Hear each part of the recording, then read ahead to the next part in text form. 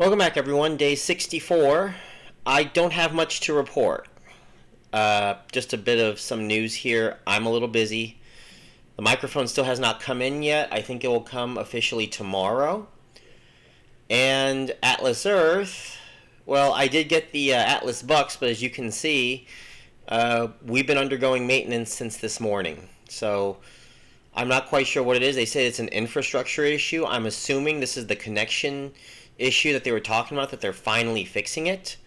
So one can only hope, fingers crossed. But yeah, I guess this is just going to be a day off today, which is kind of sad because I was planning on making day 67 my day off. But alas, we will continue this tomorrow. And yeah, so I'm just going to leave it at that. I'm also going to add on that this week I want to talk about the Coin Pro plan and the little experiment I'm doing with the Coin Pro plan over the next few days, and I will talk about that tomorrow.